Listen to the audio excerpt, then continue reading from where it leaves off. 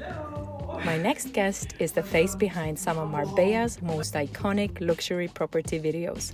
Patrick Maroszek from the Maro Brothers joins me to talk about much more than real estate.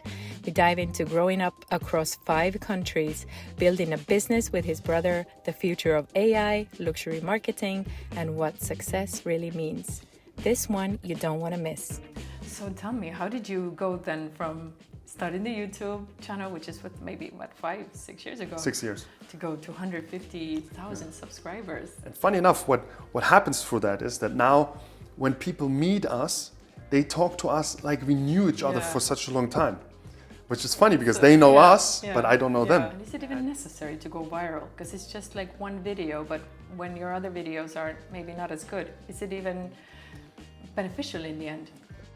What happened after COVID in the real estate market, especially in that Marbella bubble here, is absolute crazy. Absolute crazy. There's things have happened I've never thought to see in my life. Tell me the craziest thing. I'm not kidding myself. I know exactly. That's when you were scrolling. That's when you were lazy. That's when you were supposed to be doing something else. Obviously, we are in that business, and I need to be updated constantly on everything which is happening. But this is the whole trick. What is success to you then? Do you consider yourself successful? This episode is brought to you by Medicare Clinic, the first and only hair transplant clinic located within a 5-star hotel in Marbella. Hello everyone, here we are with another episode of Marbella Life podcast, and I'm very happy to introduce you to Patrick today.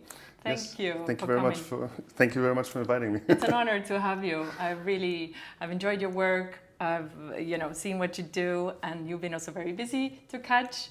But here you are, so thank you for coming, taking the time. Yeah, it was a pleasure to get your message and to meet finally also in person.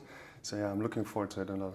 Great, so am I, because I'm really intrigued to know just more about you. And I mean, Maro Brothers, it actually says Maro Brothers, like there's 2 brothers, but we are talking to Patrick. Today it's just me here. Just you. So tell me, introduce yourself a little bit and tell me a little bit about your background. Well, like already said, my name is Patrick. I'm the co-founder and CEO of the Maro Brothers, a group. We specialize in social media marketing. Born in Germany, raised there till I was 14, went also to boarding school in Switzerland for a long time. My parents moved to Spain in the 2001, I think it was. And since then, basically, Marbella and Spain has been my home to my family. And yeah, I'm more than happy to have ended up here. Also, seeing how things have developed throughout my life, Marbella really has been a harbor for me every single time, where I'm very happy for. So why did your parents make the move to decide to come to Spain? Sunshine. Yeah? Yeah, my parents, they're, like I said, Polish family, they're all from Poland. It was always a goal to go west. Also, due to the circumstances at the time, it was just a dream. And my parents first went to Germany and then decided, okay, one day maybe the United States. My father always was a big believer in California, the Californian dream. Yeah, American dream. But how life turns out, my father met my mother. We were born, my brother and I. So things slowed down, but the dream stayed there. So my first Italy, a lot of Germans love Italy, so they go to Italy first. And then we went for a long vacation, drove down actually the whole coastline with a van, down the coastline of Spain to Portugal, spent the summer holidays in Portugal. But on the way, we crossed these areas here. And my father was like, wow, this is so amazing here. We have to come back, only do holidays here. So first it was Soto Grande actually. We did a few holidays in Soto Grande. It was for Easter, for summer. And discovering Soto Grande and then discovering Marbella was just set in stone suddenly. My father was like, okay, this is it. Because it does look like a mini California, doesn't it? Especially Soto Grande, And in the end, it's still Europe. And you can say what you want. I've been to United States and Canada, and I know how different it is. I also I did a gap year in British Columbia in Canada, and just getting there, I realized, wow, it's beautiful, it's amazing, but living there, changing your whole life, that takes a lot of you. I think when you're young, it's easier. When you get a little bit older, it becomes more difficult. And the distances, because when you do move over the ocean to America, you're kind of cutting also a lot of relationships with your family because they will not see you that often. Living here, we have found the perfect balance between everything. Sunshine, because let's be honest, it's amazing. It's the best. I think we have the best climate here in Europe. It's close to all the different locations in Europe as well. Thanks to the Malaga airport, in no time you can be in Poland, in no time you can be in Germany, wherever you wish to be. So it just clicked. At one point it just clicked. And yeah, my father just, one day I was still in boarding school, he calls me and said, listen, pack everything together. We just moved. So I didn't even know. My parents were still in Germany and they just said, okay, we moved. Wow. So a brave move. Yes. Not a lot of people hesitate, or it's a big thing to move. At the time, I didn't know how big it is because it was just like an adventure for my brother and I. We just new friends, new surrounding. Suddenly, the summer became twice as long because we had to get into Aloha at the time. Get into Aloha first. And you have to. There was a waiting list, so you had to wait. So long story short, our summer was endless for children. And how old were you back then? I think I was 14. Okay. Yeah, 14. Teenager in Puerto Banús. We can come to that later. Yeah. But obviously, we came here. It was just crazy, And it honestly, it hasn't stopped being amazing and crazy since then. So Marbella seems to have evolved so rapidly over the last years as well that we can speak a lot about it. And but like you said, you actually went to boarding school in Vienna. No. I went to boarding school in Switzerland. In Switzerland, sorry. Yeah. So you've also traveled a lot. What did you study there? Well, I went to school there. Or just school. Main school. Yeah. And then you did the gap year in Canada. Yeah, I did the gap year. This is a little bit okay. The timelines I was going a little bit fast, a little mixed up. So first I was going to school in Germany, then in Switzerland. My parents moved to Spain. I went here. My brother went to Aloha. I went to Soto Grande. Why was that? Why did you? Timelines. Because first we went to register ourselves there, and it took too long. And then Dominique's year was coming up faster, but there was still quite a big gap. So my parents said, okay, to kind of jump that gap, let's put both children first in Soto Grande. So we went first to Soto Grande. Then the place opened for my brother, so my brother shifted to Aloha, and I stayed in Soto Grande for a little bit more. Okay. Meanwhile, I took the gap year to Canada. Okay. Went to Canada, stayed there for the last high school year. Came back, went to Aloha again because I had to finish some of my degrees because not everything was aligned with the European curriculum. And then from there, I went to Vienna later to study. Yeah. So what did you study there? Sports. Yeah. And I was always a very active person. Sports was in my blood. Was it ice hockey, American football? I played cricket. You name it, I did it. A lot of contact sports was always. I liked the roughness and kickboxing as well. So you can imagine I was a crazy child, and to funnel all that energy, my parents said, "Okay, you have to go your passion, follow your passion, and do more and do sports." And I always thought, okay, one day I want to be maybe a coach to a team, and go that path in my life. But also there, everything changed. I was in Vienna, decided that I maybe want to become more of a personal trainer, to really focus better on individuals than on whole teams. So yeah, I was also a personal trainer at one point. Wow. And then, but what happened then? What changed your mind or your career? Well, I came to Marbella back, became a personal trainer, worked here for a few years, followed my passion. And at that time, my brother was already working with Engel and Völkers. And he came up to me and said, wow, you know so many people, you're a people's person. Why don't you try it? And to be honest, a lot of people who are in Marbella and who come to Marbella, at one point in their life here, they will do real estate. I think so. And I was like, yeah, why don't I just give it a shot? I had a lot of clients in Sagaleta, and I thought, there's always somebody looking for something.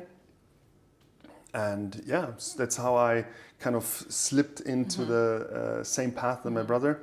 Worked with Engel and Völkers in Elveria, under great management there. And yeah, so this is how the real estate path for me has kind of started. So you really enjoyed it then? You weren't like, you're like you said, sports was your passion, but then, you kind of shifted there. Or was it good money that you started making, or what was that kept you going? What you realized at one point that you can cover a lot of positions, because being a real estate agent is very demanding. You have to focus a lot in it, but the day is long. There are weekends. I still maintained a handful of very good clients with whom I have had just great relationships, and mainly kept that alive due to the relationships. Like I told you also before, I was always very passionate about sports myself, so I continued doing sports. So it was a good balance. You could have both, actually. Yeah, I could have been. I did both for a very long time, and was fine with me. Yeah. And now you are kind of also like a coach or a manager, because now you have a team, and now you are doing that. Since then, so much has changed, because following up, then came certain situations in my personal life, relationships. One relationship in specific where it was the question if I would move away from here for some time period and move to Switzerland, Zurich. And at that time, it was clear to me, yes, I have to do that shift, I have to do that move. So once moving there, obviously real estate came to my mind immediately because I was already working in that field for some time. And I was like, yeah, so just apply to all of them and reach for the stars in Switzerland. And I was very lucky because I happened to work with Sotheby's International Realty in Zurich. Again, complete different market, complete different approach to business. Thanks to my background in Switzerland, knowing the culture a little bit already, I had to still adapt quite a lot to the new ways of doing business there. Because here it's, especially in the beginning, it was very like Wild West. Isn't it still? It has changed thanks to a handful of very good real estate agencies who have taken it a little bit more under control. The government has also approached a little bit in, so it has changed. But at that point when I started, it really was mad. Like monkey business. It's like you were dodging bullets from all sides. And then going to Zurich, I guess everything was very organized. Everything is there is no regulation. Yeah, it's not wild. It's tamed, I would say. Yeah, it's very. But which one do you prefer? That's a good question. I would say I don't like to be tamed, so I like that the little bit of wildness. That's why I think, for example, the American system is so successful because there is some regulation, but it's also some control. They give you a lot of possibilities to grow your business, and here it's too wild.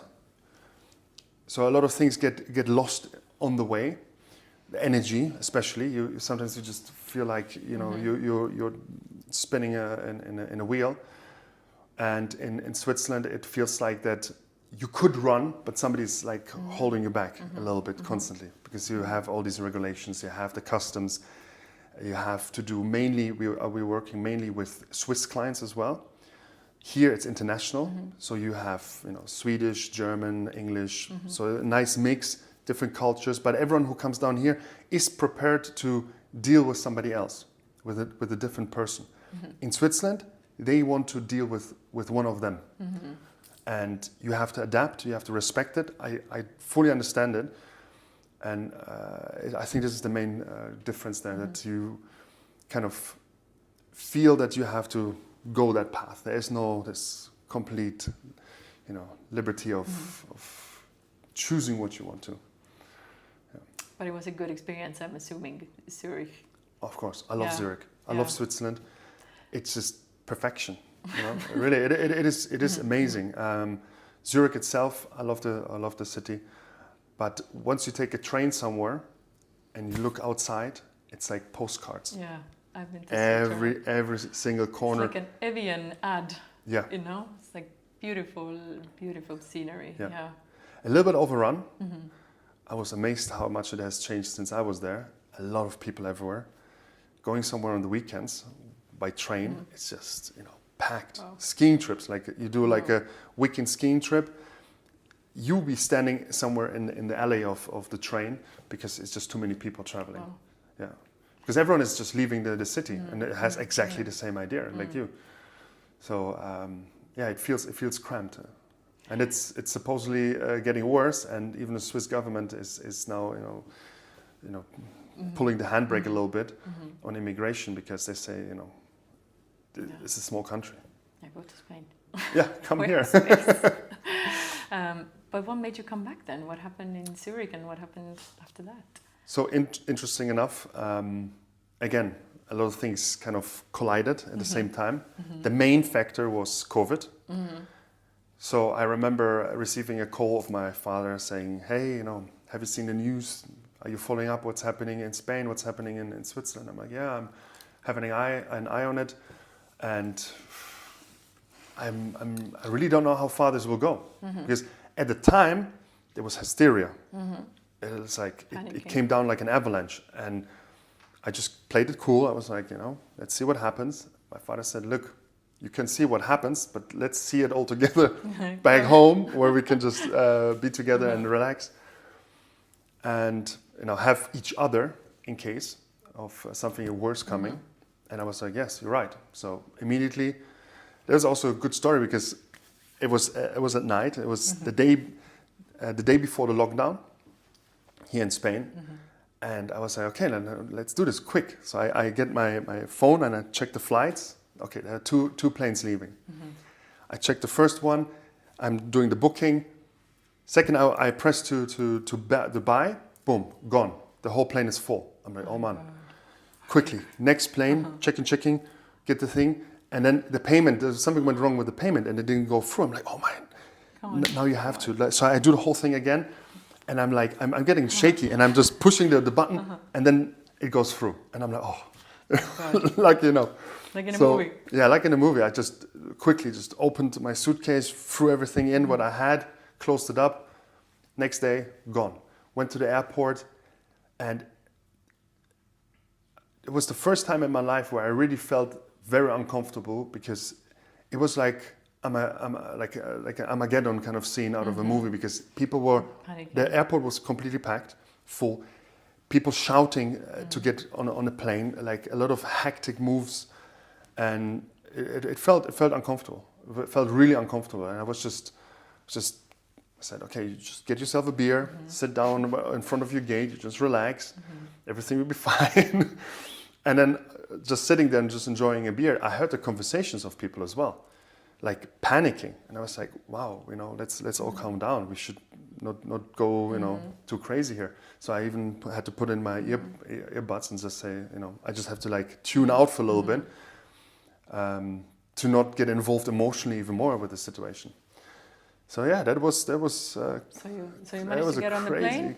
Yeah, I got on the plane, got to home. Spain, and you never left? Yeah, I never left.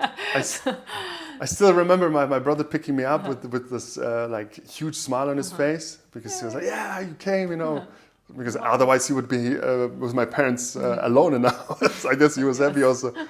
to see me. So yeah, big smile. And yeah, and then we kind of went through COVID, the full lockdown, which was a mixture of emotions. On one side, happy to be home, on the other side, seeing what's happening around the world. Definitely, it also got us all closer together because we did have to sit together and we did spend a lot of time with each other, which in some cases can go one way or another. I'm very lucky to say that I have great parents and a great brother. Had very good time, which again also is a thing where people are a little bit hesitant to be honest about. But I did have a good time. The lockdown was a good time. It was a good rest. I had a lot of time to think about the future, about how to make the changes, which were then obvious to me that I will not go back to Switzerland. I want to stay closer to my family, stay here in Marbella, because I felt a part of me was sort of always here. It stayed here even when I was gone. And speaking to a lot of friends of mine, they experience the same from school. They go away, but they always feel this pull back here. And I had exactly the same. And since then, I decided I'm investing 100% into Spain, 100% into Marbella. On a side note, I also can say that I also married a Spanish woman from Sevilla. So I went. Not only did I go full Spanish, I went full Andalusian. But you met her later on. Yeah, I mean, COVID. Funny after COVID. No, it was still when we had the partial lockdowns. Then when I met her right after. So it was like universe was showing you, okay, you staying here. It's always everything aligned. Yeah, that's my personal experience in life. Sometimes you just have to run for it. You just have to do that leap, jump, and yeah, I think things will just align. That's another topic. Is also like that you have to dare things. Also, me leaving everything in Switzerland, making that move, coming back. Changing everything, because how also the YouTube channel started was after COVID. My brother and I were sitting together, and he at the time had a lot of clients here in Marbella who he could not show anything or show around because they could not fly in, but they were still interested. So my brother was like, you know what? I have this one client, this one property. Film me. Just let's. Do you have something? And I had a GoPro, one of the first ones. And I was just holding it. I was just holding it like this, just filming him, and no stabilizer. Just it was so raw, but the client loved it. He was just like, "This is great. This is amazing. You guys should do this more." And thanks to that client who motivated us both to do kind of dig deeper into it, we said, he's right. I think this is the time. People cannot travel, or if they travel, it's limited. So why don't we bring the properties into their living space, into the homes, on the phone, wherever they are, they can see the property already. So first it was just for the clients directly, and then we said, why just them? If we can show it to the world, we can show it to millions of potential buyers through that video, and this is how after the lockdown. Bit by bit, it grew. The idea grew. The equipment grew. The project grew. Everything just scaled up. But you had this passion also for filming, like you said. You already had a GoPro, so you had something in you that it was an action cam. So it was. I did more action content.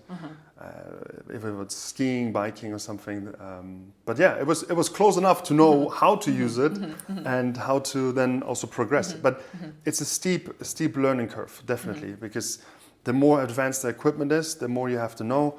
The whole editing is a huge part. And yeah, so bit by bit we had to obviously scale everything. But you you were self-taught. Yes. You learned everything.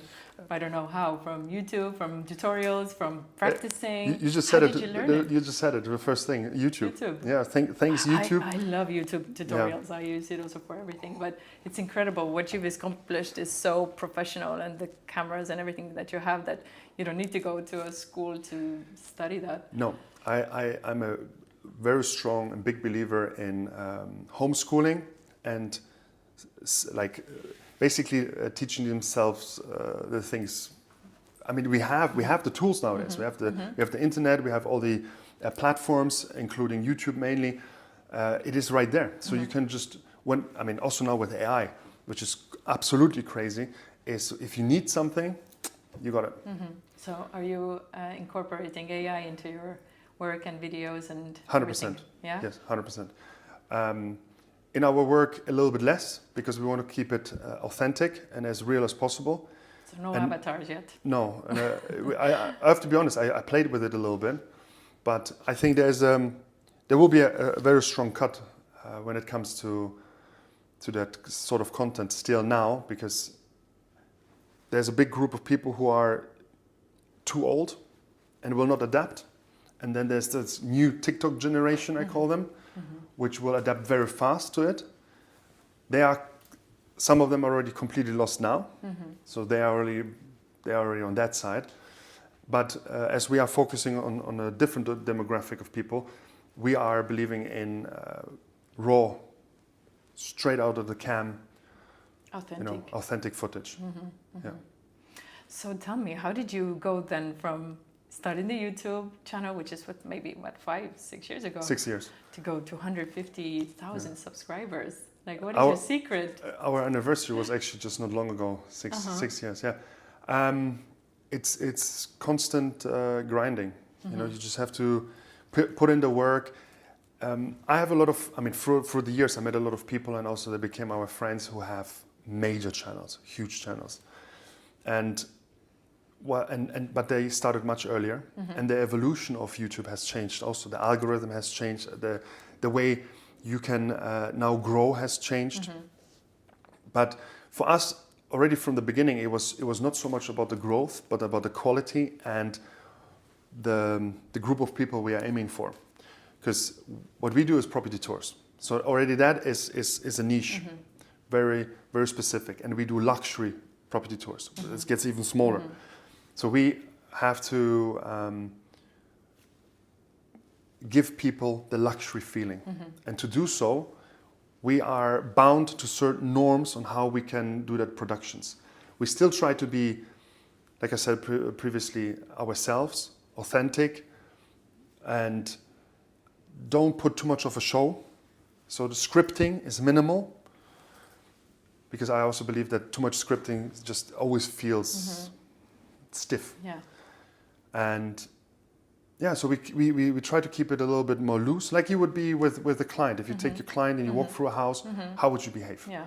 You talk. Most of your clients, you already have some connection there. You already maybe viewed a few properties before. You know each other. You had phone calls. You know what they like and what they dislike. So you adapt to them a little bit, but you're still on a friendly basis, easygoing. Show the property, maybe make a few jokes in between. You also deviate and talk about other topics whilst you're in the kitchen. You're like, oh, do you like cooking? So we try to do the same for the property tours. Previously, it was always a nice exchange between my brother and I. People loved it, so we were just kind of being the typical brothers, just kind of the way we are. And yeah, it was a huge success, because people said, okay, this is the real thing, not so much staging.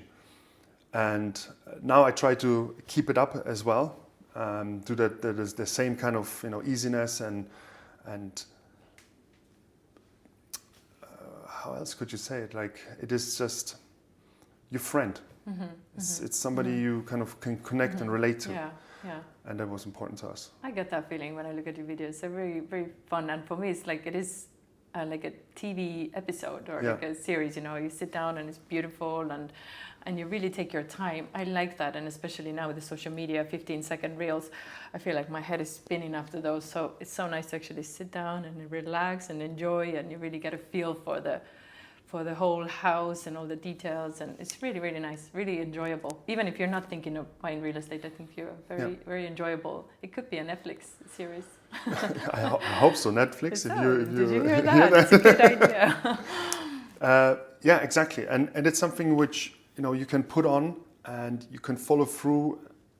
Maybe also sometimes doing something else, but you still have us running. Yeah. And whenever you drop in, it's like when you're in a round of friends. You talk to a friend, you talk to another one, and then it's that easiness to it, which was important. And funny enough, what happens through that is that now when people meet us, they talk to us like we knew each other for such a long time, which is funny because they know us, but I don't know them, and they talk to me like you're like a celebrity. Yeah, because but even more than that, because they have that personal contact, so they know certain things about us. They know what we like, what we dislike. There's a connection of personality, personal things, and that makes it. First, it was weird. I have to be honest. When I met the first, the first viewers of ours, our fan base, it was like, wow, where does he know that from? And then I was like, obviously we talked about it, and then now I really appreciate that.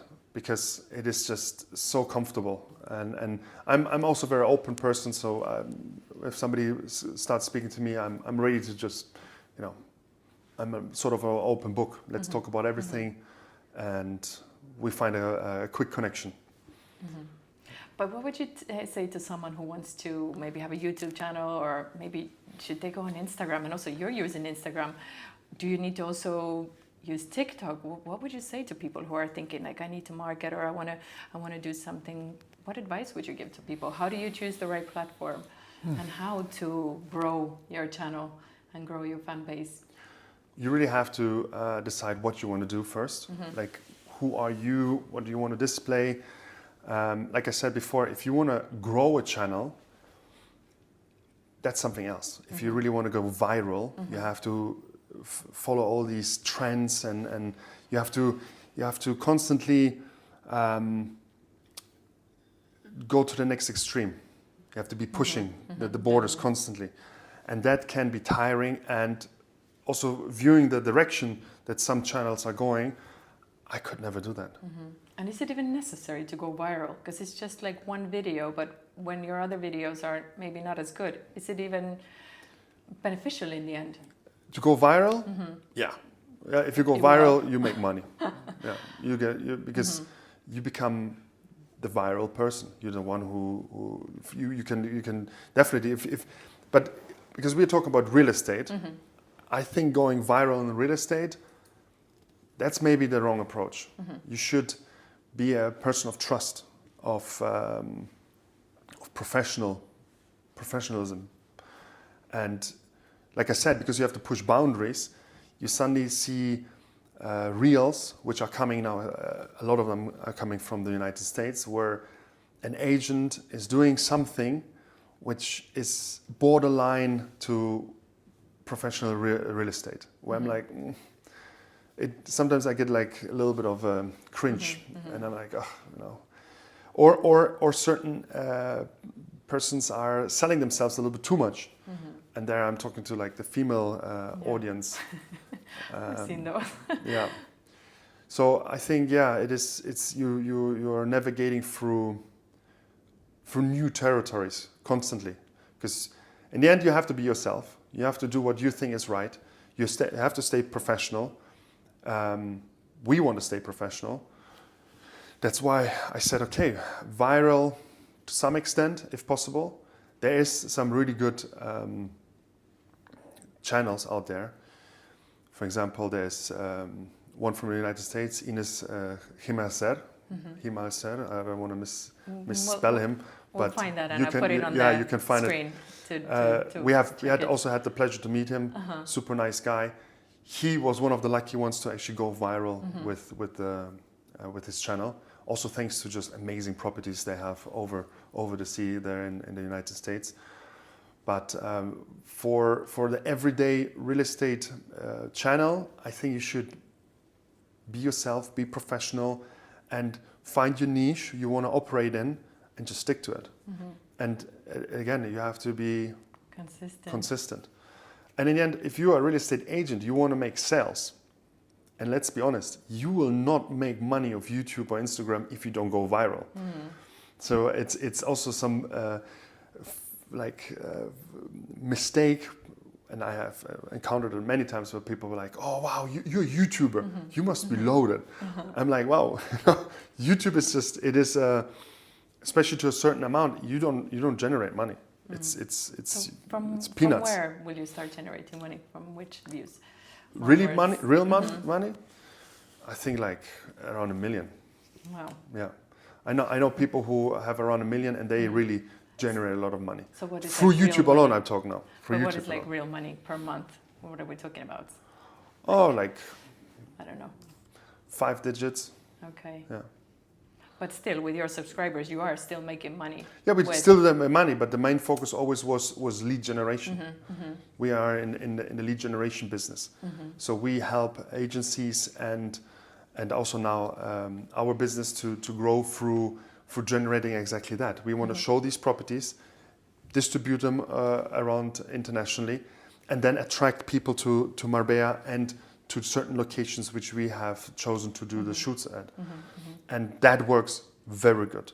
And there where you have to distinguish between one and another. If you want to go viral, do viral videos, completely different aspect of the business. And another one is just if you want to be professional, you want to help people to sell something, that's what you do, what we do. So I could call you up for anything. I could call you and say, please make a video of my house, but I can also ask for, you're offering other type of services as well. Yes. Yeah. So we operate now on different levels. It kind of grew with time to be so because we had a few agents who are limited in marketing budget. And I said, okay, your property is very nice.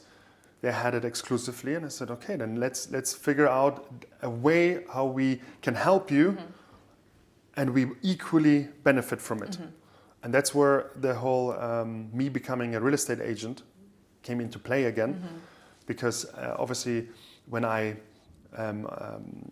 get a lead through for us, for example, then I will have to handle the buyer, and so you become an agent again. I have to, yeah. It keeps on coming back to you. It's funny because I always promised myself not to go back into it, and now I am back in it, and it's actually not so bad because it's good money. Let's not kid ourselves. I mean, this is why everyone goes into real estate, is because you can do good money in it. But the main focus is and will always stay our YouTube channel, the marketing aspect. We also have a media company where we help other agencies to fulfill their the dreams when it comes to social media productions. We also have a consulting firm now where we help people with refurbishments and interior design. So yeah, it's like a mini cosmos of real estate, mainly here in Marbella and Costa del Sol, which the services we offer. So we cover like a broad spectrum of different things. And over the years, obviously, living here, having a lot of friends and working here for a long time, you know everyone. You know a lot of people, and you handpick the people you think are the best. Not only for the work they do, but also character-wise, because I believe in hiring people by trust, and then the rest. So if I trust someone, that's the most important thing, and that also reflects the agencies we work with, the people we work with. It's always people I have trusted the most to then be also happy to pass it on to the next person, because in the end it's sort of like giving somebody your business card. You're taking that person and you pass him over to someone. If he fails in what he's doing, it reflects badly on you. So yeah. Reputation, I think, is a big thing in Marbella because, like you said, it's a small village in the end, and Yeah. like you said, you're doing some bad moves, the word goes around. It's small and huge in the same time, and it is bringing in so many new people constantly. When the whole situation with the Iran war happened, let's hope it finished. Yeah. But still, I got so many emails from agents and interior designers and so forth from Dubai, for example. Everyone asking me, do I hire? Can I help them? Can I tell them where to go, what to do? And I was like, my God, this is like, and especially in the beginning, was like a little of a flood, and like emails and emails. And I was just saying, okay, what do you want to do here? Because we already have too many agents here. Yeah. We already have too many newcomers constantly. It's an open market. I'm happy. Please try your best, but I cannot help you because I work with people who I trust and who have not just a nice CV, with all the nice companies they worked at, but who are you? Who are you as a person? So yeah, I trust people who I know for some time, and at least had a drink or two with them. Good. But have you ever said no to some agencies or some people then who have said Yeah, for sure. Many. Yeah.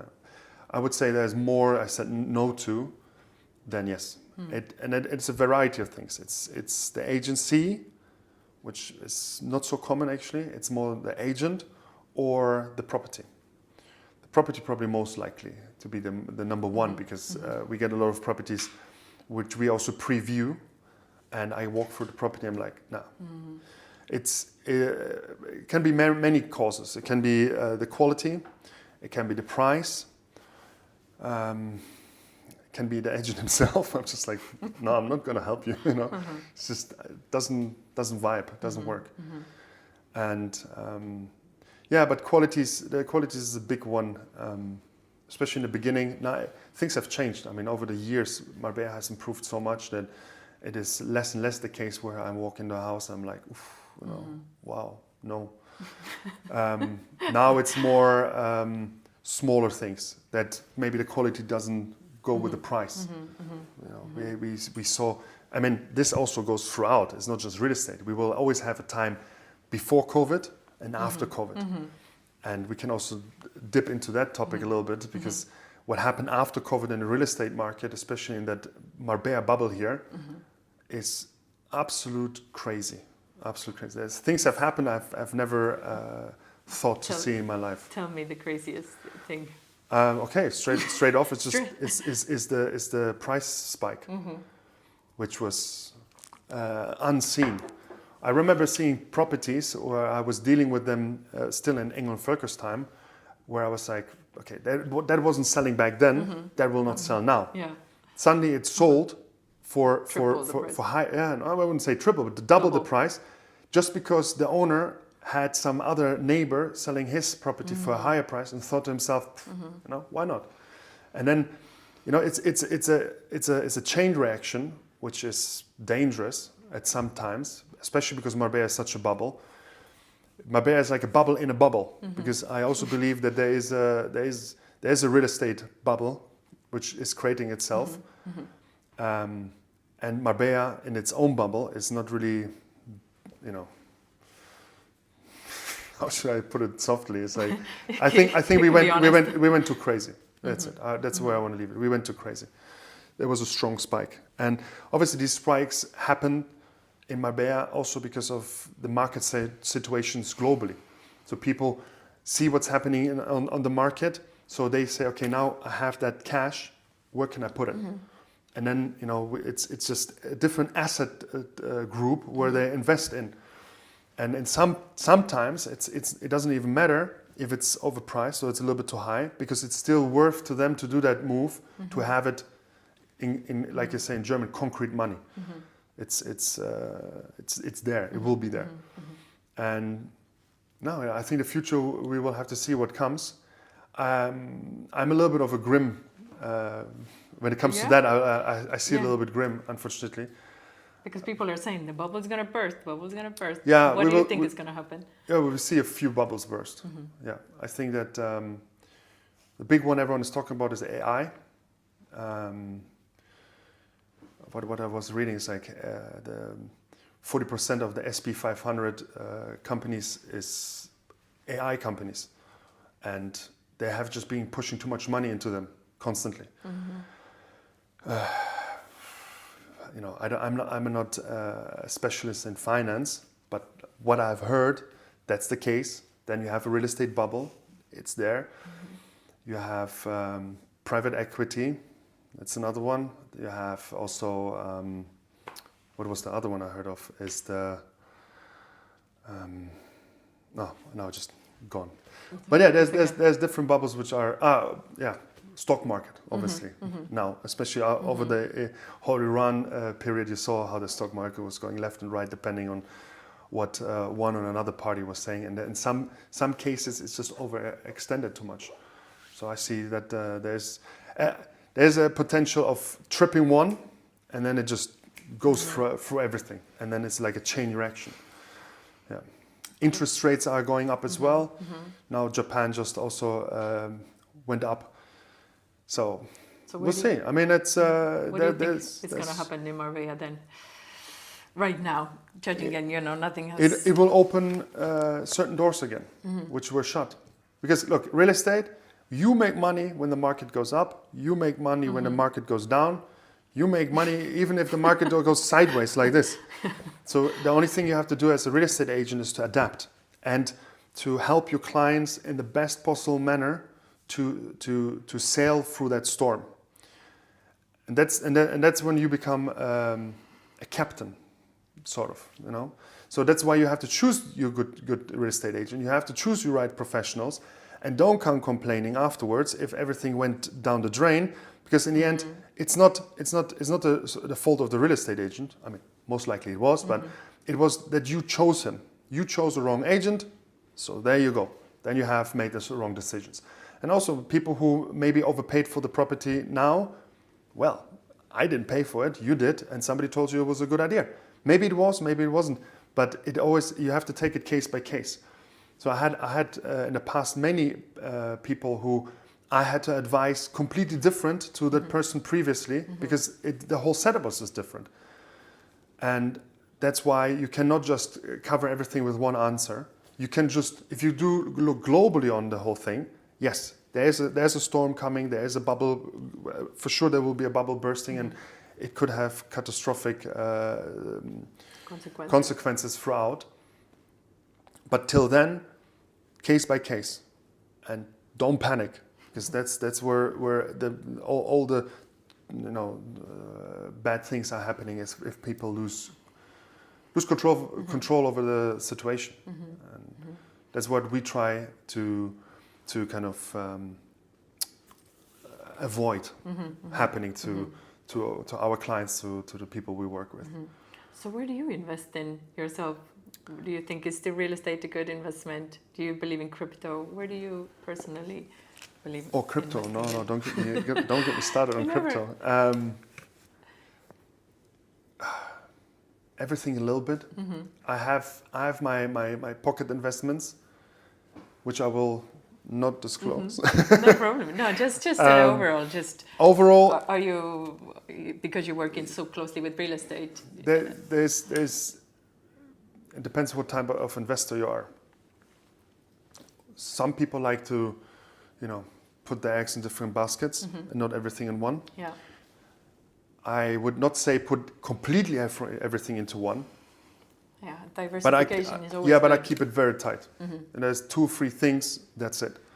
I don't go all over the place. I don't, invest into, 20 stocks and in like 5 different cryptocurrencies, and you name it. Real estate also. It's the thing with real estate is, I personally believe I'm too small to invest into real estate big time, because I like to stay flexible, very flexible, fast if necessary, and for me, being a small fish, I think real estate is just is a little bit of an anchor.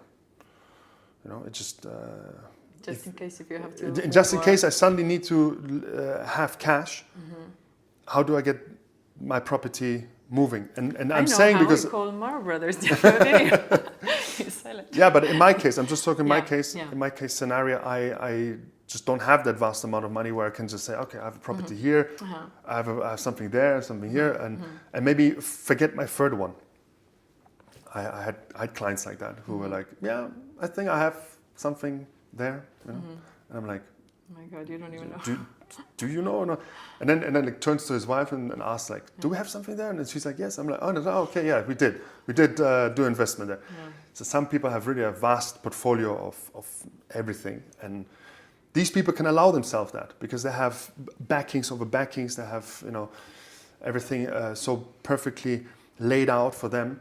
In my case, it didn't happen, and it probably will not happen again because I like to stay open. I always like that idea of a digital nomad. You know, just open your laptop, do what you need, continue, and. But here you are. You're still quite like locked in with Marbella because your work is here, and you have now a family here. That's why I locked in. I got married. 2 years ago I got married. Last year, thank you. Last year I'm happy to say that I became a father, which again life-changing, and I think this is very important, especially in the first years of a child's development, is to stay somewhere put, at least for some time. Which doesn't mean that I will ever leave Marbella, but I'm just saying that still, if I would decide, I want to be able to grab that suitcase or backpack and be gone.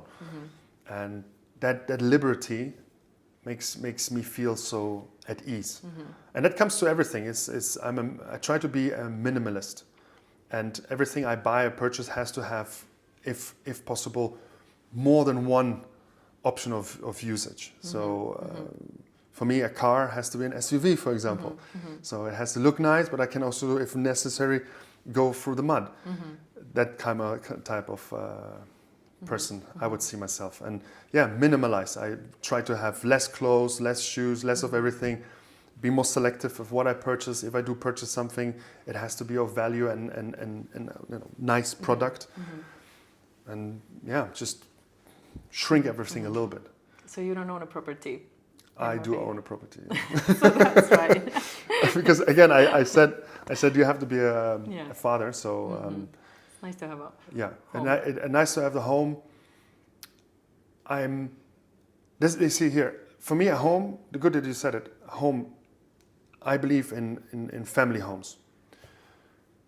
And when I was in Switzerland, I had a friend who the parents had an old farm, generations passed, and passed down through generations. Wow, you know, I just thinking about it, I get goosebumps because you walk in there and you feel it, and just that love to the property and the maintenance and being able to say that, you know, the grandparents were here, the parents were there, you know, he will be there, he will then pass it on to the children. That's something beautiful. And if I ever come to that, that's what I also want to achieve for my family, if to have one house where I can say this will always be the family house. For now, it's my parents' house, where, you know, we call it the base, the hub. Forever you know, home. That's where we spend all the time. That's also where my daughter is going most of the time now. Because you have so many memories there, like you said. You remember how you were there with your brother, with your family, and It's a safe haven. It's a place where not only your parents are, who protect you, but it's that house as well. There's something spiritual about it, something more than that.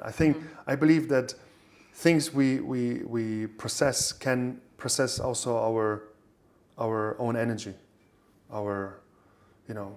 just they become alive through our love to that thing in a good way. And a house is exactly that. A house, if all the emotions which have been processed in that area makes it something completely different. Talking about energy and spiritual things, are you spiritual? Yes. Yes? Yeah. And how does that like come out in your life? Or do you do certain I don't know, do you meditate? Do you just, you know, how is it that you are spiritual? I believe in a higher spiritual being what it is, I cannot define. I'm not going with any of the mainstream religions, or mainstream or not mainstream, but I'm not going with any. Like I have putting yourself in a box, let's say. Yeah, I have my own idea about it. I believe in energy. I see that we all interconnected with each other, and that I'm a part of everything, and everything should be treated the way that I want to be treated, and it goes throughout. If it's material things, if it's a person, if it's an animal, nature, just covering everything. I just try to be, just a good person, and know that somehow we are interlinked all together. That's why I always, find it so suffering seeing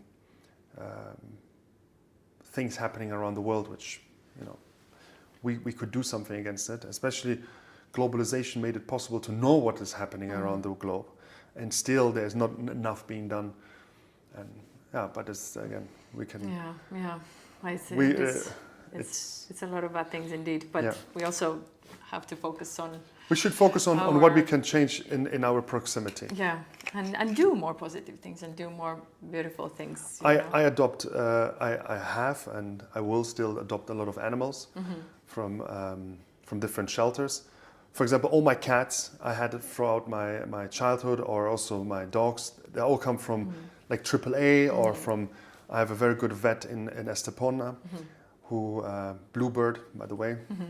If anyone needs a good vet. Yeah. And she's also very involved in everything always. And through her, I have adopted. It's funny. She gives me a call and she's like, "I have 3 cats. Can you help out?" I'm like, "Okay." Maybe that's a new YouTube channel. Here I have a kitten. Here. You have a kitten again. These videos do good. And dogs. I have all my dogs from AAA, for example. So help where I can.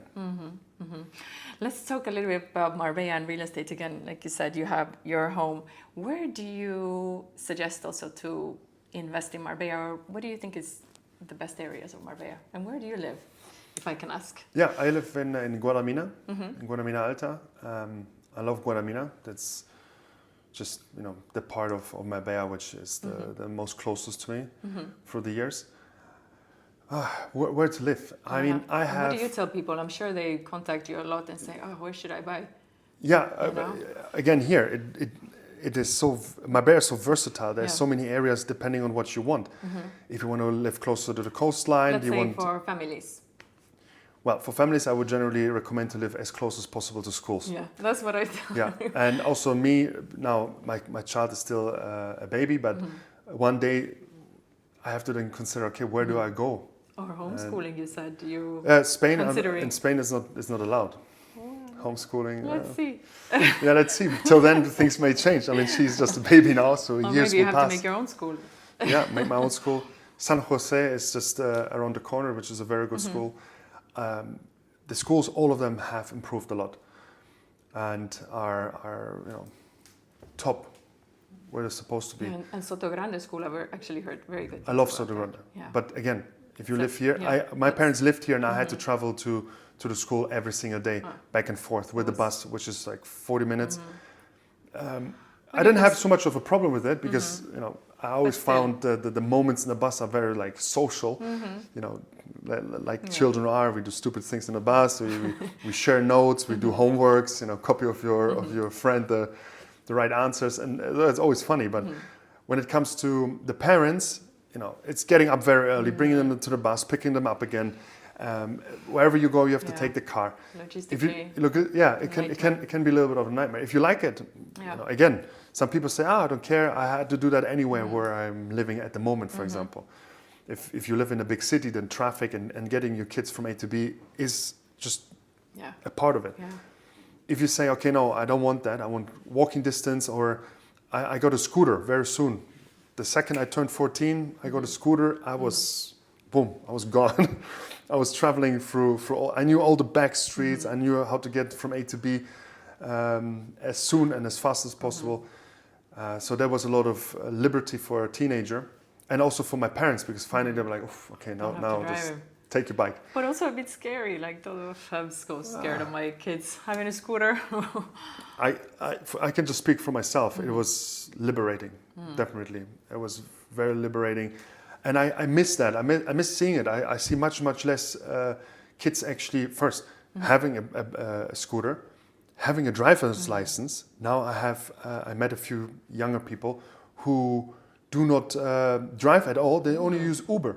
Ah, yeah, of course. And I'm like, so don't you want to get a driver's license? Like, why? I'm like, oof, that's not good. That's but not good. I do see a lot of these electrical, patinette, oh no, but don't get me started on that. Isn't it? No, they have absolutely nothing to do in everyday traffic, and there's not enough pedestrian sidewalks. But that's the thing. I find it a problem because they're trying to act as cars, or they're on the roads, but it's so dangerous and they're not as fast as a scooter. If you get hit as walking, for example, in a paseo, you get hit with one of these, you can really get severely injured. Because like you said, they're not bikes, but they're not cars, so they're like something in between, and they're danger to the pedestrians, danger also to the cars and themselves, and they should be forbidden. Big mess. I'm sorry to say, but I think they should be forbidden. I think it causes a lot of unnecessary How often accidents. am I stuck behind one? Yeah.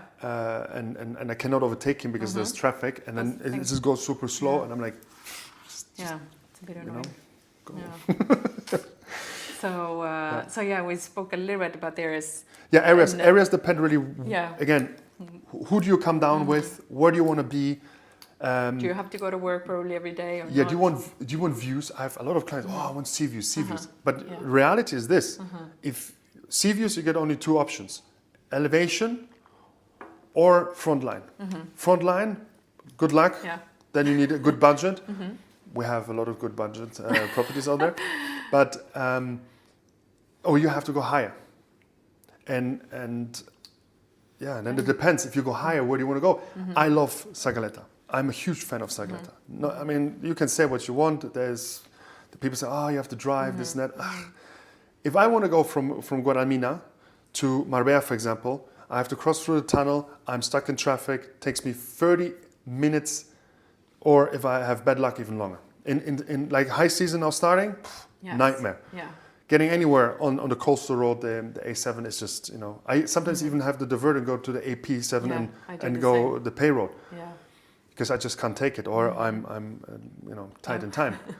But so that's absolutely not a problem. And don't forget, from Sagaleta you can go down, or even from La Quinta you go down. You can go the toll road and just both directions, boom, gone you are. But again, if you live in Sagaleta, how likely is it that you do your shopping yourself? Yeah. And you don't have to go to work every day. Yeah, you don't have to go to work. So I had clients in the past, they flew in with helicopters. They land with a private jet, take a helicopter, fly to Sagaleta, and stay in Sagaleta throughout the time they are there. They don't even go out, nothing. It's just, I have my chef, he cooks. I spend the time with my family exactly as intended. They're usually very busy people, so even more that they are taking it very serious to spend the time with the family. No phones, no distractions. They just play a little bit of golf, go riding, horse riding, and that's it. And spend family time, or just disconnect for some time, which becomes more and more important for certain people. Because of the type of work they're involved in, where it's just constant bombardment. That's what I do as well. I have not only do I switch off my phone, I have like a little bag where I put it in, I seal it, so it's a Faraday cage, and I just put it away. And for how long periods of time? As long as necessary. Yeah. Just I know usually when it's good enough. Okay. I have a small phone. Where I have a copy of my SIM card, for example, where I have no WhatsApp, I have nothing on it. It's an old Nokia phone, the most simplest Nokia phone I could find, which they still sell on Amazon. I have that. Sometimes I just leave my smartphone at home, take my small Nokia, and if it's urgent, they can call me. If I have an emergency, I can call them. But otherwise, leave me alone. That's a great idea. Yeah. I did the same. But I must say I haven't used it once. Yeah, I've been terrible. But it is on my mind to do the same. And that's why, like I spoke to you before, I bought a little pocket camera for that reason, because I do want to take these days off my phone, not to film, but then have something else, like a real camera to film. Because social media and all of that, like you said, the WhatsApp constant bombarding, it's just too much for our brains, isn't it? I check myself also constantly. I have this application on the Samsung where it says your digital health, and you open it and it gives you exactly the amounts of time you have spent on certain applications throughout the day and then throughout the week. And I then choose not to use certain applications that much. Where I see, I'm not kidding myself. I know exactly. That's when you were scrolling. That's when you were lazy. That's when you were supposed to be doing something else. Obviously, we are in that business, and I need to be updated constantly on everything which is happening. But this is the whole trickery about it. You start with one video which you were supposed to see, and then you finish this, and then you just do this. And you're already engaged into something which is evil, because you're already at another video which has nothing to do with what you're supposed to do. And then you kind of trip into it. So what's your guilty pleasure? Watching other real estate videos, or just... My guilty pleasure is outdoor videos. The GoPro ones that you once did. Yes, but I follow a lot of channels who do like outdoor survival and like outdoor camping, outdoor cooking. I love cooking. So I do a lot of outdoor cooking as well on open fire. The Argentinian style, or I call it the just straight up cowboy cooking.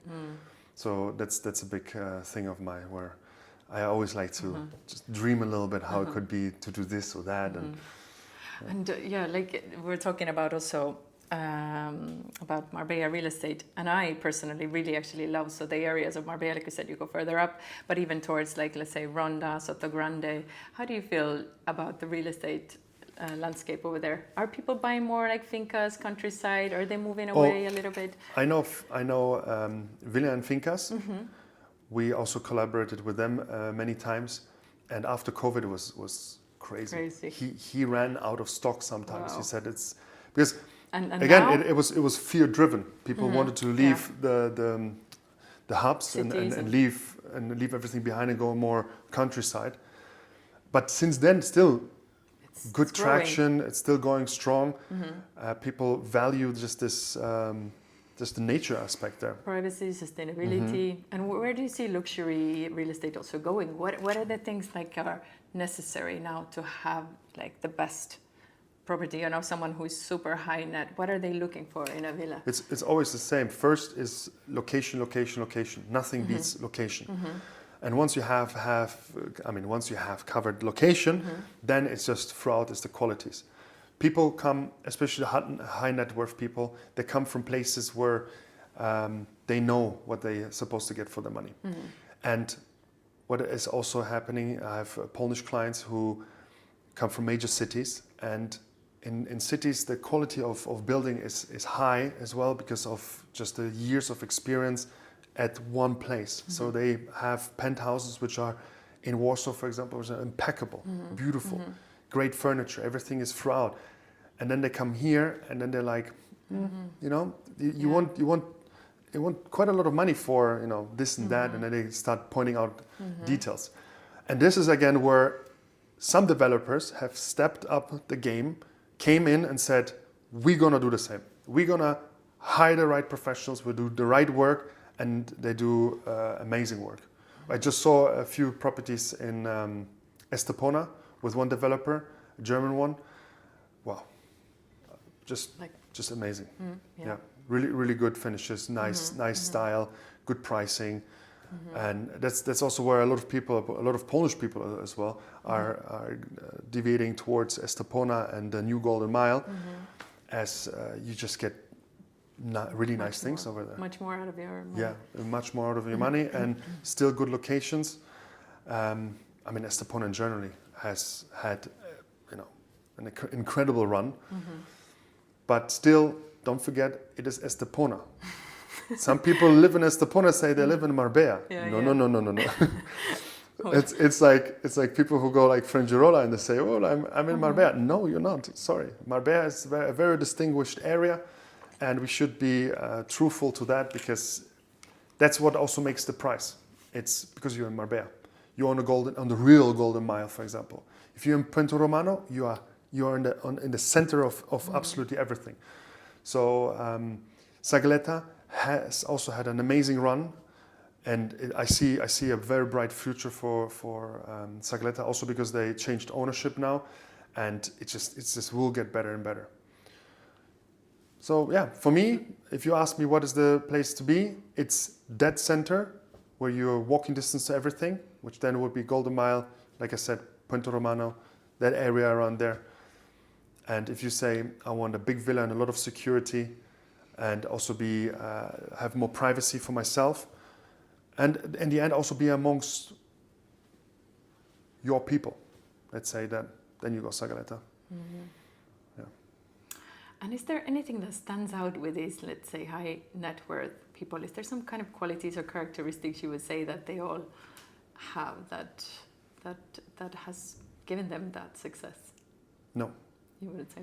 No. I have asked myself that question many times. It is as broad as everything else. You meet people who have been in family businesses since generations, for example. Old money to new old money. Germans, for example, Germany now is the baby boomers are slowly leaving Germany and coming down. And I had a few clients who have exactly that generational money. You couldn't say. They're like the next person. Obviously, the clothes you see, Germans and Swiss in particular, they are very modest when it comes to showing the wealth. But still, the quality is there. It's just, no big labels, just, more disguised. They have a watch, an expensive one, but not like, Flashy. But isn't it more like that the real, true rich and especially old money, they are much more quiet luxury and not showing, because you see a lot of the show off, especially in Marbella. Yeah, they are born into it. And also maybe actually these people most of the time don't even have that much. They're spending it sometimes more on the flashy things to show like they have something, but actually they don't maybe even own a property, but they own a flashy car. Okay, this is an example of of what my father said is, if you have a buffet every single day in your life, it just becomes, again the same, Yeah, but I'm talking about, 5-star hotel buffet. Yeah, you get so used to it, the food will be there, the food was there yesterday there, it will be there for the next, 50 years. So you adapt differently. You're like, you take your time, you eat as much as you feel. You don't even have to be saturated and you already leave. Because when I come back, it will still be there. Sometimes, and especially when it comes to very quick money, and you see that the best example is lottery winners who have never seen a full buffet. And then they behave like small children in front of the dessert card. They just jump on it and there they go, yeah. And I think that what happens is they're just more controlled and have that security in them that, it has been like that and it will be like that because they're just so well set off. And what we see here is people who also just want to have fun. I have nothing against it. If you came to money because you have a good business or you're a good business person and, or just God blessed you with a good occasion in life to make a lot of money, yes, buy yourself the flashy pink Lamborghini or whatever floats your boat. I like to see it. For me, it's like a exotic bird. They need to be there as well. So yeah, this what makes it. If we all be too equal to each other, it would be boring. Is great. You need these crazy entities out there. Yeah, definitely. So, but where do you hang out in Marbella? Where do you go when you have free time? Do you come to Puerto Banús and see the Lamborghinis, or do you go to Soto Grande? Or funny enough, the last time I have been in Puerto Banús, and I actually had to think about it when I came here, is 5 years ago. Wow. Yeah, Oh my gosh. I go Corte Inglés quite often, but Corte Inglés I separate to Porto Venus Yes. because Porto Venus is here. Because you have to really go into Yeah. the port. Yeah, I And why is that? it's first I don't go partying. I don't party at all. Really, like I don't go to nightclubs and so on. I if I do get invited by friends or clients, yes, but normally not. And that I'm not on vacation here. It's my everyday life. I have work to do. I have now a family. I have friends, and to keep everything under one how you say, under one umbrella. Yeah, it's already tasking enough. And so I became a parent. So for me, it's that for me that time period has passed before, but now even more. Where I say, no, if I have a free time, I'm with my family. I'm with my daughter. I love hiking. I love sports. I like skiing. In winter, I go to Sierra Nevada skiing, or I go somewhere else. I like the beach, the beach activities, kite surfing and so forth. So golfing, you name it. There's so much things you can do every single day, and even that I cannot fulfill. And I'm like, oh, you should have done it today. Oh, you didn't. Oh, and so yeah, I'm out of that scene completely. But if I do go, for me, it's then probably Puerto Romano. Yeah, I love Puerto Romano. Yeah. As touristy as it has become, it's still a great place to go. When I have family coming or friends, the first place we go is here. And also because you can have so much fun in Puerto Venus as well. But I had my fair share. I grew up here. I went to school here, so. Yeah. But how was that party? Did you actually go and party also here? Oh yeah. Oh yeah. I'm so dreading that with my kids. So I'm like, should I move to Ronda when they're teenagers, or how did your parents cope with you? My statue allowed me that my parents were less worried. They were like, no, he's big enough. But it's that you need to give that liberty to your kids at one point, and my parents knew it also about us. There is no holding back. We have to go through all these phases. We have to have our fair share of experiences, bad and good. Most important is that, and I kept true to that. My father said, never do drugs. So I never did drugs. Definitely had a lot of alcohol and a lot of fun with it, but but also alcohol. I mean, alcohol is such a big part of our social life in Europe, especially, that you have to learn how to use it. But a lot of people can't cope. Yeah, well, that's something else. But you learn that you cannot cope, or you learn you know how to cope after some drinks. Yeah. So my father said, okay, alcohol is fine, just don't overdo it. I had a good upbringing. I was well educated by my parents. I have good manners. At least that's what I believe in. I need to interview them because I need the tips how to raise kids like you who don't do drugs. I have been through it, but I'm still not 100% sure how I will do it with my kids. But definitely, it's you have to leave. You have to. At one point, you just have to leave them go. Yeah. Let them. Yeah. And we are not Mormons. We cannot hold back completely, or even chain your children to your house. So no, we live in a life where it's better to do it earlier than too late. And as you are a father yourself now, and how do you feel about screens then for kids and no screens. YouTube and no screens? So your daughter will not see your videos? Not these videos. That's where I follow all the big tech CEOs in Silicon Valley who do exactly the same with the kids. No screen time. It is but the problem is it's like alcohol. So you would not give alcohol to your 8-year-old. It's addictive. It is detrimental to the brain. Science has proven it, especially the swiping. TikTok has been the worst. Instagram is not much better. If you cannot control it, you should not be using it. Obviously, YouTube has the same a little bit. They do it with the shorts. long content format, definitely better. Yeah, I'm so, let's say, against also YouTube for my kids, because I did show them some videos, because there is nice content there, like you said. There can be songs, there can be, you know. But I realized quickly that with the YouTube, with the suggestions, with the ads, they are, you know, giving, oh, I want that one, and that is like never ending. Whereas when you put a cartoon or a movie, that has an ending, beginning and ending and done. Whereas that, like, it's programmed obviously that way, that you continue and continue. Like you said, you know, sometimes we're just, oh my God, I was supposed to watch this and I ended up watching that and that and that, because they just know what you like. And for a young child's brain, I find YouTube so dangerous. You're tripping into very dangerous areas there. Yeah. So definitely no phone. I mean, also I would not give my kid a smartphone, for example. Until they're what, 18? No, until I see that they can cope with it. You know, that's a funny thing. I'm still that group of people who have experienced both.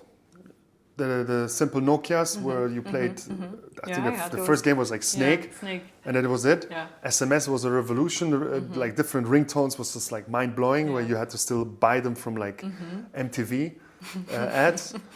But and then suddenly from one day to another we had smartphones and we have all the apps there. Now you can basically navigate through the whole universe of the world with everything just right in your pocket. Yeah.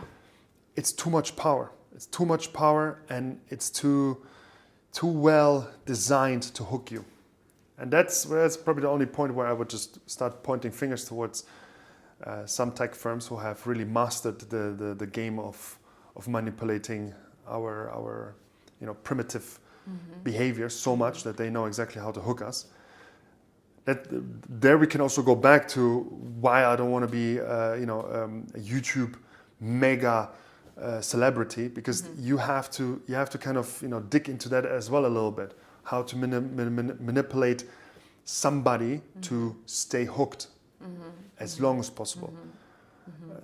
Again, very long topic. We can extend it a lot, but when it comes to my kid, even to myself and to everyone else, I find it sad when you see parents going for dinner and the first thing they do is to shut up the child, is just give them the tablet. Yeah, and then, now I can relax. Now I can have my wine. Now I can do this. Yeah. I'm not a judgmental person. Everyone does their own parenting, but I'm cringing also when I'm looking at this. I'm like, because it's just, let's say honest, it's a bit of laziness and like you said, I want to enjoy my wine. I don't want to parent now. That's fine, but then get a nanny or, get someone to be with your child, because that thing right now might be a quick fix, but you have no idea what you're doing to your child in the next upcoming years. So I've been that crazy person with sticker books, with like bags of stuff just to entertain my kids in a restaurant, and sometimes says, let them just watch them. I'm like, no, because it's not about that 2 minutes of a video. It does something so much deeper and deeper damage to the brain that we don't even know enough yet. Exactly. What it will be in 10 years. Long enough, exactly, to know what's going to happen. And there's a lot of professionals who have dealt with that topic, and they all kind of come to the same conclusion that it's no good. We are really looking down a very dark path for the future if we don't grab. Put some limitations. I mean, look, if you want to drive a car, you need a driver's license. Exactly. You want to fly a plane, you need that. Yeah. So you have to have some regulations in some aspects who are just too dangerous. And what can be more dangerous than something which can manipulate your child's or even our brains to an extent where it changes our brain chemistry. I think people don't understand, because we all worry about microplastic in the water and fluoride and whatever. But when we come about something which doesn't even have to, it doesn't have to enter our body, but it enters through our eyes and through our ears into the brain and is rearranging our brain structure. Whoa, that's why I start saying, okay, this is science fiction which already is here. So yeah. Yeah, now with AI and everything, God knows where we're gonna go. We'll see. Let's stay positive. Look, we have to live day by day. Yeah. the future is unsure. That's for sure. Unsure for sure. And Yeah. Sorry. Yeah, no. But what is next for you? Where do you see yourself then? Let's say in 5 years, 10 years. It's just. Will you continue? Yeah, just doing, evolving, bigger, more. Or wider areas? Do you think of maybe doing some things abroad? Maybe let's say Dubai, if you're getting a lot of traction there. What do you think? I wouldn't. I'm very happy with Spain and Europe. I have to believe in certain markets to invest myself as well. When it comes to YouTube and productions, I'm happy to travel. But when it comes to work, for example, my clients, specific properties here, design, architecture, consulting, that can be done to a certain extent with a further reach. But then I also want to keep everything under control as best as possible. And I think that if you go a little bit too far and you start diluting your how you say, like, proximity with your team, or also like it's I believe you have to be as close to everyone who you work with to have full, I wouldn't say control, but full to keep full professionalism going. So you work together with your team in an office, or how big is your team now? Yeah, we don't have an office as such. We do everything over the internet, the cloud.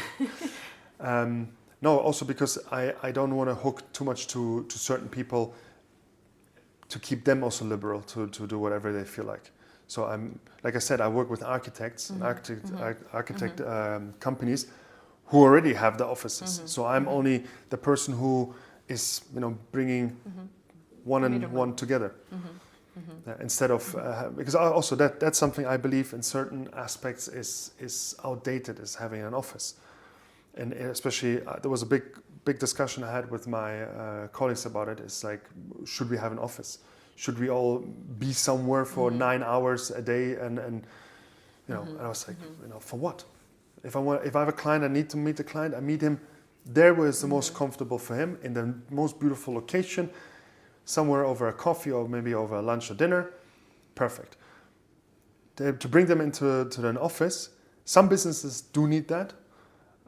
Others don't, and in my case, I decided that there's no need. All my partners have laptops and phones. That's what you need nowadays the most, and you can work. I mean, also now after COVID, it was also a good example that working from home, works. Maybe not. Okay, you have to be careful. Maybe not as good everywhere, but in my case, it has worked very well. And the great thing is I can find people around the globe also when I need something done. If it's some editing work, redesign some websites and so on, I can handpick them, have already my good group of people, and super. That makes it so. And again, I said, be a digital nomad and also have that feeling of liberty.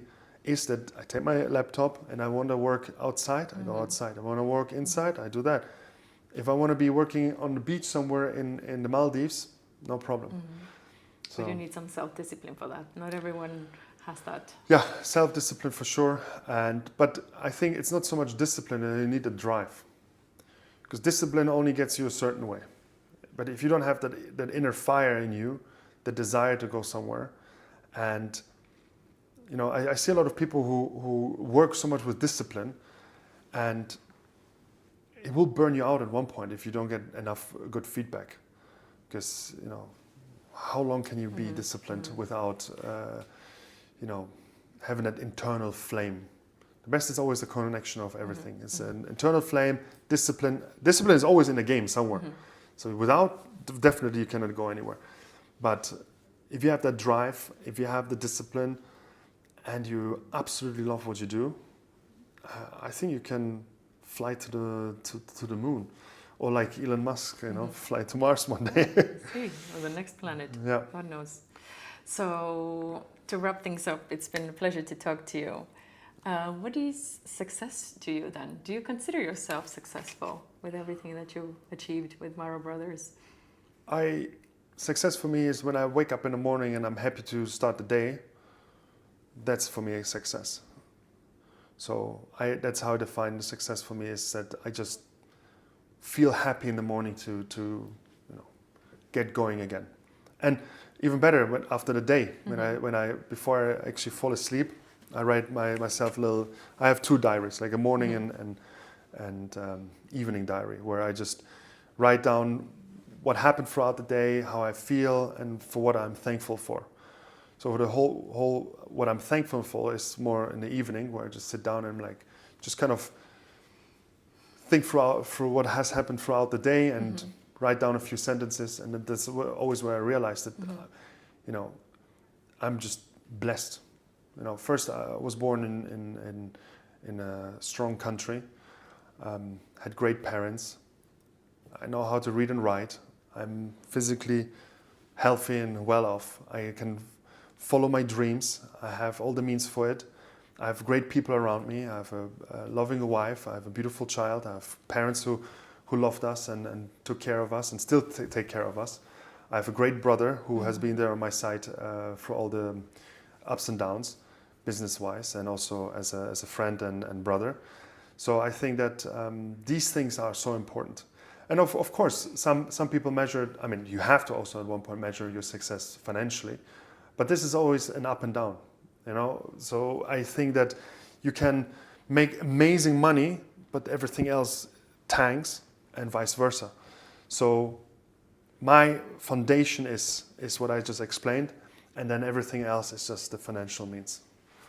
Yeah. Which are, again, I cannot complain. The years have been good to us, so I'm looking forward to doing more business and meeting more people and just having more fun with everything. So where did this journaling habit come from? Is that something that your parents taught you, or something you picked up? No, I just picked it up. Yourself, just? No, obviously I'm constantly educating myself in many different directions, and in one of the books I read, I picked it up where it should help you to kind of be also more thankful for your everyday life, and it's just everyday summary. I find it very helpful. Yeah, I used to do that also with my employees, where I would ask them after a whole day just to write me an email with what they have achieved throughout the day. That kind of also puts a certain responsibility to do something which they can at the end of the day write down. And I find it happens to me as well, that sometimes I'm like, I should maybe do that. Just the day will be more exciting to write down, and find new challenges throughout the day to kind of enjoy it more. For example, I love Joe Dispenza, and like you said, you believe in energies, I believe in energies, and when you are, let's say, in this gratitude energy or frequency, I believe you're just like in a better frequency, and therefore you will attract also nicer things. If you're constantly moaning and in that bad vibe, a bad frequency, I think that's what happens as well. Yeah, 100%. No, you have the power to decide how you feel and what type of energy you release into your environment. So you are the first. It starts with you. Yeah, it starts with you. You have to put on a smile. You have to have positive thoughts, because this makes you who you are on the long run. Is if you're a negative person, if you are sad most of the time or bitter, you see, I see that very often. And now this is a good one, because I see that even more with my child now. I have her in a trolley, and we're going through the street, and I can see on the people's faces what type of characters there are. There's some bitter people who just look at the child, just continue their way, and then you have other people who just look at them like, they give a little little wave, and you see that the faces light up, and I'm like, wow, that person is just, there's so much positivity. Elderly people especially, I believe that they see the future. They see that energy and you know, the next generation there, and they come up and they're like, oh, you know, it's just. But also there, it's if the person is negative, you just see the whole posture, the face. Yeah. With time, your face changes as well. You just get a face of a grumpy person. That's it. There was a good book. I will completely massacre the title and who wrote it, but you can find it very easy on Google now. It's The Faces of Criminals, and there was done a study where they went through prisons and did, you know, pictures of criminals and non-criminals as well, and then give like the examples how it has changed the people's faces. Or even worse was like examples where people went into prison, one picture, and then when they came out of prison, or people who went before war and after war, what it did to their faces. And it was like a lot of examples. And yes, is your circumstances, your surrounding, your thoughts, everything has an influence in you. That's why you have to be, that's what also in the beginning I said, you have to be selective with who you work. Who are your partners?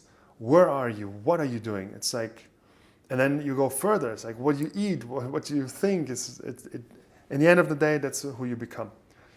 So yeah, control yourself, choose better, be happy, smile more, be thankful. Yeah. Good. That's a lovely way to end. Anything else?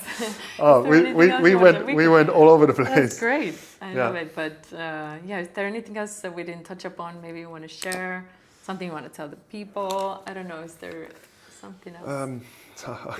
The funny thing, like, whenever I finish something like this, I always think, how do I finish my YouTube videos? And I always say, you know, thank you for joining us. Yeah. Don't forget, like and subscribe. Yeah, you can do one for me today. Stay tuned for more, and and follow the Maro Brothers. And follow my podcast. follow us, yes. Yeah. No, I think we really covered a lot of things. You know, the truth is, with every topic we discussed, we could really like dive in and make a completely separate episode, because when we talk about you know, what I believe, like if I'm a spiritual person, you know, we could dive very deep in there, you know, deep waters. What we talk about also Marbella, there's so many aspects, like I said, different areas. It really depends on the people who are buying here, what they're looking for. Is it an investment? Is it a family home? Are they moving here for a long time or a shorter period? Other kids are going to school. Is it just a vacation home? I mean, you name it. I think this is always the problem with podcasts, is that, you know, obviously we cannot bore people for 6 hours. Yeah. The topics are very deep and can take quite a while to take a grasp on everything. But I think we tried the best here. I think we did good. And my goal also with the podcast is, of course, we talk about Marbella, we talk about the life here, but is always just understanding the story behind you. Where are you coming from? Where did you go to study? What that gave you? How that changed you? What is your mindset? And I think we've covered most of that. And yeah, I'd love to have you again. We can do a volume 2 about parenting, Number about 2. AI, whatever else we could. There's so much to cover. Yeah, sure. If we choose one topic in specific, and we'll not who's Patrick, but like, you know, you choose one topic. I'm quite versatile to kick off some crazy stuff on different topics. Maybe you'll be my next co-host. Yeah. Oh, we dig deep to other people's backstories. Yeah. Cool. No, it was a pleasure. I liked it very much.